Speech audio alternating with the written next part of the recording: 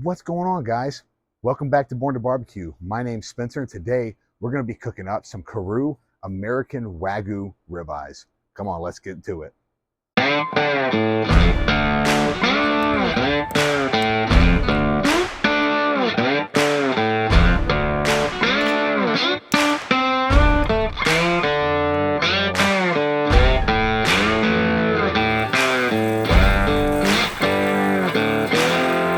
All right, you guys, so we're going to be keeping it pretty easy today.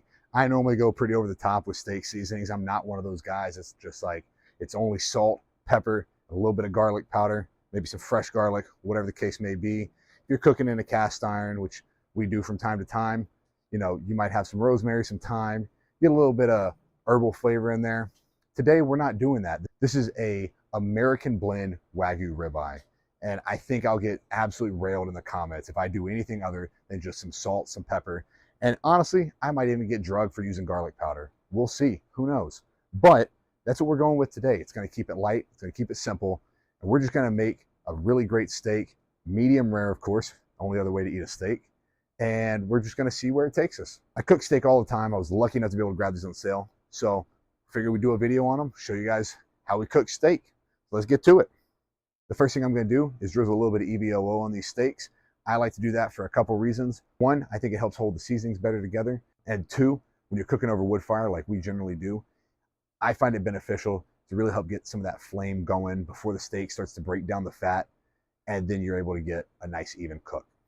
We're going to drizzle just a little bit on there, nothing crazy. I'm going to rub it in with my hand. My hands are clean, don't worry. We're going to just rub it in so you get like a white film on the top of the steak. Just start to notice some of that top layer of the fat, especially in a quality of steak that's got such great marbling to it. That fat, again, is just going to help keep everything together. Now that we got that there, I'm going to take fresh cracked pepper. This is going to be to your liking.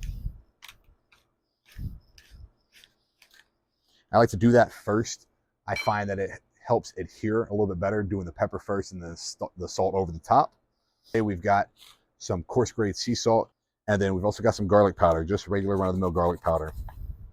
We're going to give a light dusting of that as well, and then we're going to put the salt over the top. And then at the end, we're going to grab a little bit of that salt.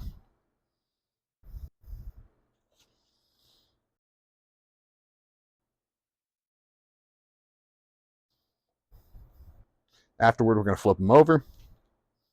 We're going to do the same thing. We're going to get a little bit of olive oil, drizzle, and then same thing. We can even go garlic powder first if you'd like.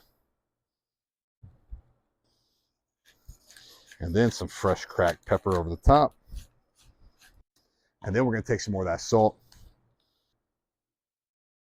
Have it nice and seasoned. All right, y'all, we're back. We got the fire absolutely rolling.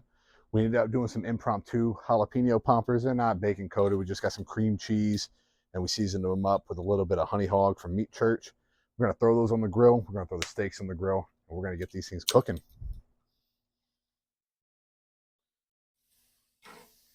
Beautiful.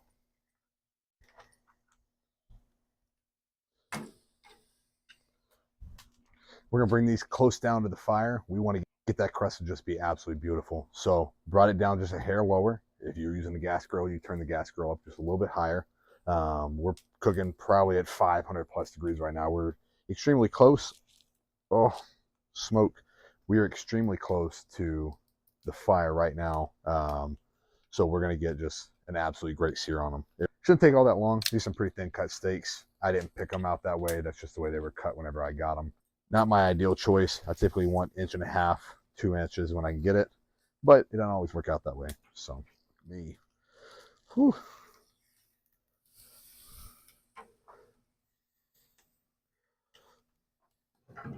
Because you're so thin, I'm going to flip them a couple times throughout the cook. We're not just going to do 30 minutes on one side, 3 minutes on the other. I don't want one side to take on too much heat at one time, so I'm doing about a minute, minute and a half, and just constantly flipping them back and forth. Again, these are maybe at best 3/4 inch steaks. So that's just the way I'm going to cook these thinner ones. So we ended up losing audio on the back half of this video. I apologize in advance. So I'm going to do a little bit of narration. Got the meat thermometer, going to check them, see what we're hitting at.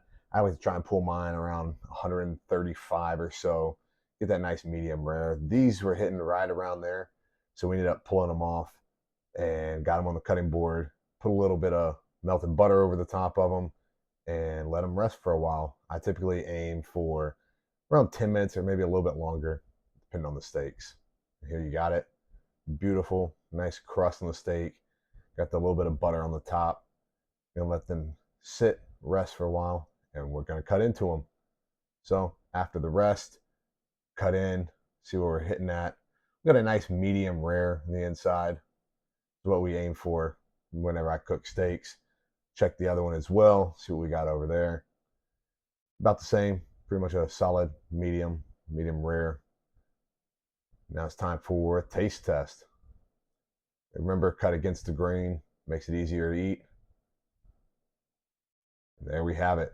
Absolutely delicious. Great steak. Would recommend.